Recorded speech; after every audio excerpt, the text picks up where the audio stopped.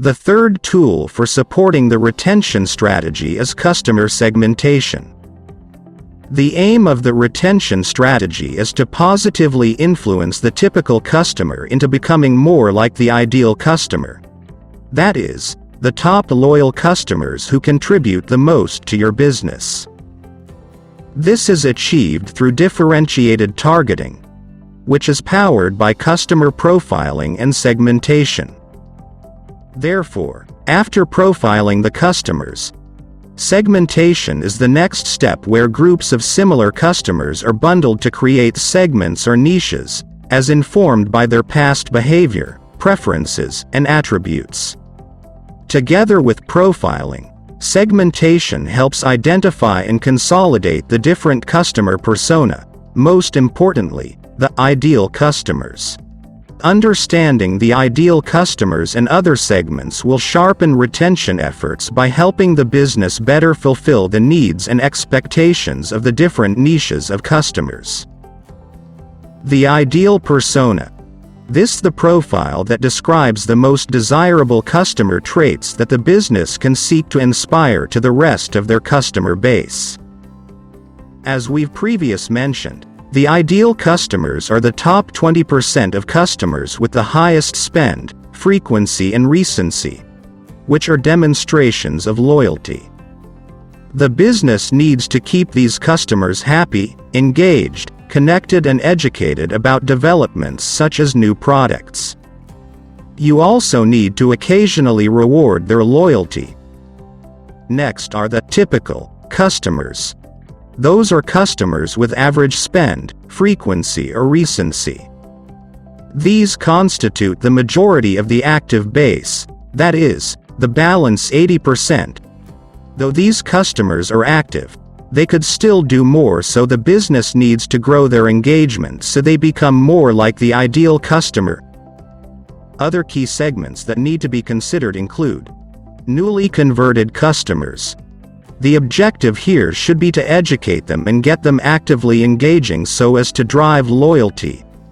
And inactive or dormant customers. These customers have below average activity, and therefore need to be targeted for re-engagement before they churn.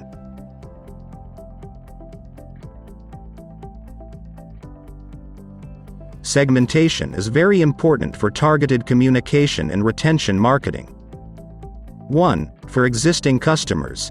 It enables the business identify and focus on key segments, such as the top customers, to keep them happy, and customers that are at risk of churn, to prevent them from leaving. Segmentation helps to influence typical customers into becoming more like the ideal persona. It sharpens retention efforts across all stages of the customer journey by facilitating differentiated campaigns through tailored content and offerings aimed at different groups of customers. Just like profiling, segmentation also enables the business to personalize interactions and make improvements to the customer journey.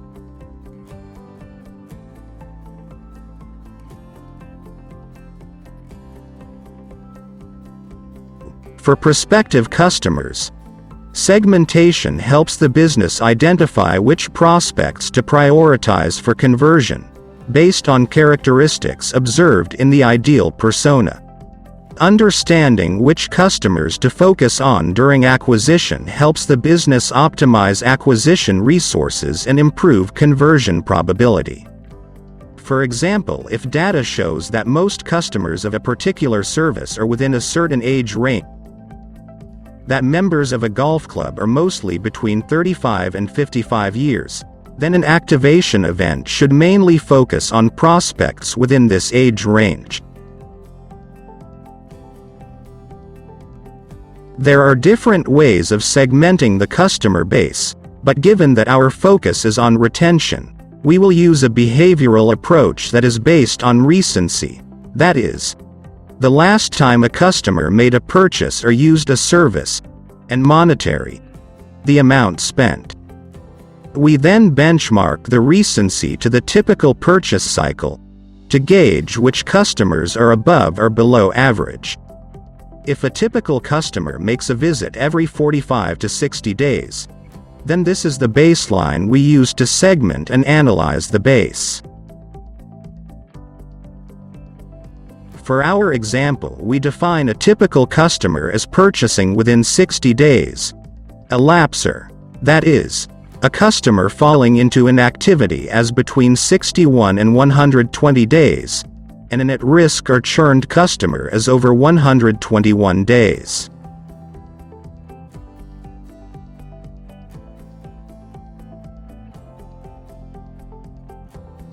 We now use the column named Recency to sort the customer base by filtering the customer list based on the three limits. That is, active or typical customers, lapsers and at-risk customers.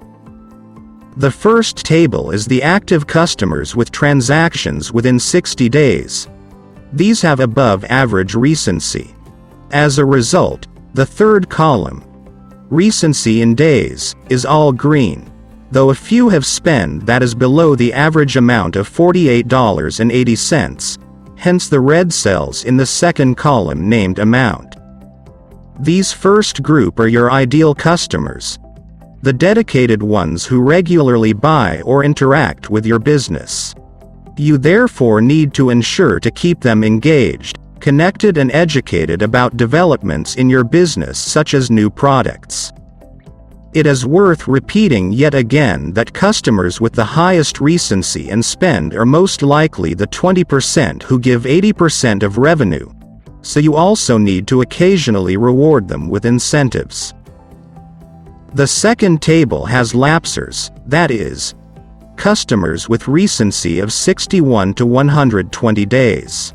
You'll notice that the third column, recency in days, is all red, with a few having above average spend on the second column, the green cells. Lapsers are customers who have become inactive and are at risk of churning out of the typical purchasing cycle. It could include new or one-time customers who could have tried your product or service but have yet to become loyal customers. You will therefore need to understand why these customers have become inactive and resolve this, through retention marketing to re-engage them. The last table has at-risk or churned customer who have not transacted in over 121 days, as indicated by the third column. You'll notice that these numbers are all double digits above 120 days, with a few having above average spend, the green cells in the second column. These are customers who no longer purchase or haven't done so for an extended period of time. As such, they may respond to retention marketing efforts, but their success rate may not be as high as that of the lapsers. Please note that this is a very hypothetical example and the tiering is not based on an existing business. The splitting and the tiering of the three categories needs to be informed by the operational and performance trends of a business. Most businesses have those customers that don't necessarily follow the overall trend and cannot therefore be classified as lost or churned. These occasional customers can be excluded from the overall analysis to avoid categorizing them wrongly, and, if resources allow, their activity tracked separately. In summary, based on the above example, 34% of customers are active, so only 34% of the base can be considered healthy. These are the ideal customers, and includes the top 20% who give 80% of business. 18% is lapsing, that is, falling into inactivity, and includes the new or one-time customers who are yet to become loyal. The business therefore needs to investigate the inactivity and have campaigns to re-engage the customers. 48% has either churned or is at risk of churning. These no longer purchase or haven't done so for quite a while. They may respond to campaigns but at a lower rate than the lapsers, so beyond to finding out why they are inactive, the business would need to further engage them through surveys or one-on-one communication to get their feedback, give them exciting offers or run an aggressive campaign to bring them back. In summary, you'll need to investigate what is happening to customers in the lapsing and at-risk segments, and implement the feedback provided, such as how to better deliver value, rebuild trust if this has been broken, improve customer service, and so on. The segments can further be broken down into micro-segments based on the amount spent. That's the monetary factor. To identify the top or VIP micro-segment within the active customers.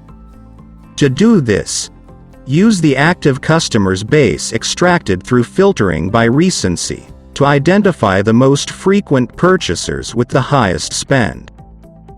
Based on our analysis, 16% of the base consists of the top customers with above average recency and spend. These super active customers are the key contributors of success and therefore need to be kept happy and prioritized with VIP campaigns to further increase their loyalty.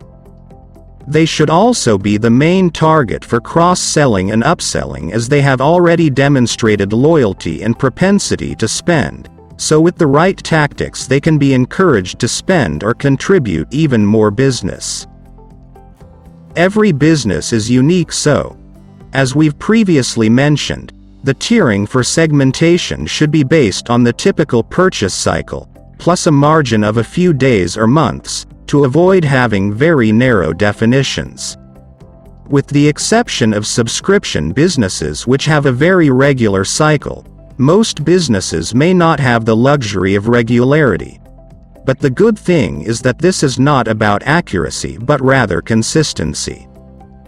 This analysis gives a simple snapshot of the existing customers' segments at a fixed date and time. Given the dynamic nature of business, today's champion or VIP customer could be tomorrow's lapser. So this analysis needs to be done regularly to refresh the segments and track any movements. Review the segments against overall performance to understand how business cycles or seasons affect customer behavior, and to also capitalize on high seasons and mitigate slow performance during low seasons.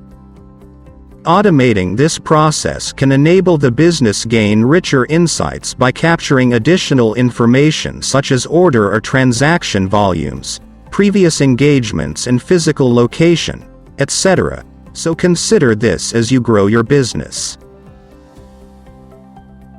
By now you know the drill. Let's conclude this lesson with the practical application of segmentation. Pick up from where you left off during the customer profile activity and start by identifying the atypical purchase cycle, then the 3 key segments as we've done in the example. Once you're ready, let's proceed to the next lesson.